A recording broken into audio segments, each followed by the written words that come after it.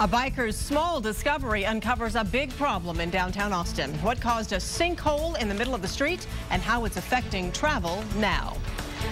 A sinkhole shut down several lanes of traffic downtown and is complicating weekend travel plans. That hole was discovered this morning. It's up to 15 feet deep in some spots. It's near the intersection of East Cesar Chavez and Sabine. It shut down traffic on Cesar Chavez from I-35 to Red River.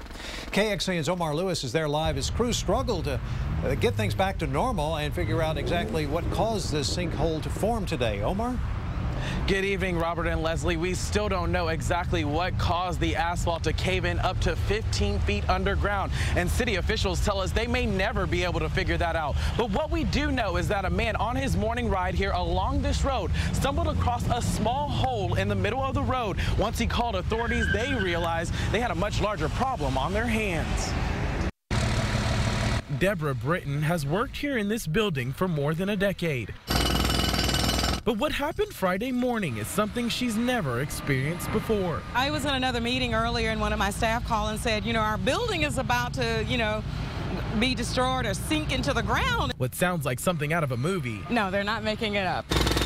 Became a reality quickly. Police say a man on a morning bike ride saw a small hole only a couple feet wide in the middle of Cesar Chavez. He called city officials and that's when they discovered. It's probably 10 to 12 feet deep underneath. They immediately closed the road to come up with a cause. And while it's still undetermined, city crews didn't find a water or gas main break, which still leaves natural causes like underground erosion to blame.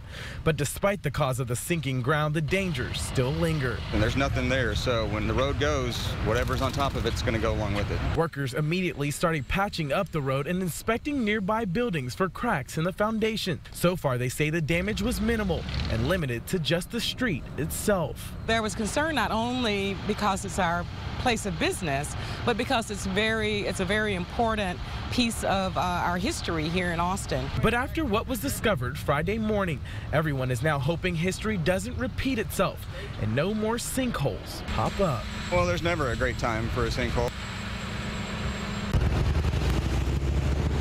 And earlier, all lanes here on Cesar Chavez were shut down for several hours. Right now, eastbound lanes are open back up, and one westbound lane is open. They're waiting for the concrete to dry out there before they open up that last lane where that hole was discovered. They tell us that it could be open back up as soon as 7:30 the next couple hours. For now, we're live downtown. Omar Lewis, KXAN News.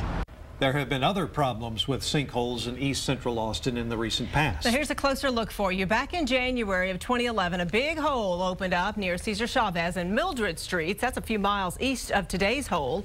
A water main break created that 9-foot deep sinkhole. 1 week after city crews fixed that hole, another sinkhole opened just a few blocks south on Mildred Street. That one was blamed on damage from the same water main break.